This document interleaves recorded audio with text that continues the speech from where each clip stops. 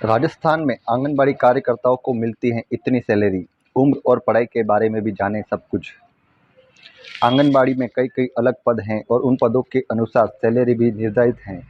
आंगनबाड़ी कार्यकर्ता, मिनी आंगनबाड़ी कार्यकर्ता, सहायिका, साथिन सहित कई पद हैं।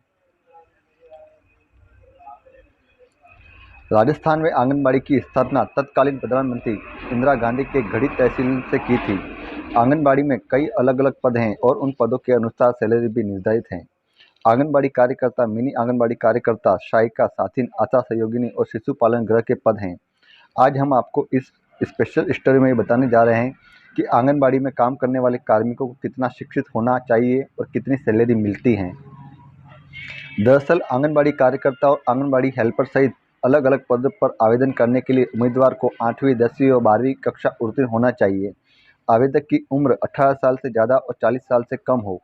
अनुसूचित जाति, अनुसूचित जनजाति, अन्य पिछड़ा वर्ग और अति पिछड़ा वर्ग के अभ्यर्थियों के लिए अधिकतम आयु सीमा में छूट दी गई है। आंगनबाड़ी कार्यकर्ताओं की सैलरी: आंगनबाड़ी कार्यकर्ता 7,800 रुपये प्रति माह, मिनी आंगनबाड़ी कार्यकर्ता 5,975 रुपये प्रति माह, सहायिका 4,450 रुपये प्रति माह, साथिन 3,850 रुपये प्रति माह, आशा सहयोगिनी 2,970 रुपये प्रति माह, कार्यकर्ता शिशु पालनागृह 3,000 रुपये प्रति माह। आंगनबाड़ी सुपरवाइजर: आंगनबाड़ी सुपरवाइजर का मुख्य काम अपने क्षेत्र के सभी आंगनबाड़ी सेविका का काम देखना होता है। इन्हें मुख्य सेविका भी कहा जाता है। इनका काम आंगनबाड़ी केंद्रों पर जाना और जो भी कार्य नहीं हुआ है उसको करवाना होता है। साथ ही साथ ये भी देखना होता है कि जो भी नई योजना आई है वे सभी आंगनबाड़ी कार्यकर्ताओं को अच्छे से समझ में आ रही हैं या नहीं। उनके अंदर में जो भी कार्यकर्ता हैं वो ठीक से काम कर रही हैं या नहीं, इसकी जांच करना और रिपोर्ट को तैयार करना होता है। फिर रिपोर्ट को चाइल्ड डेवलपमेंट ऑफिसर के पास भेजना होता है। मिनी आंगनबाड़ी कार्यकर्ता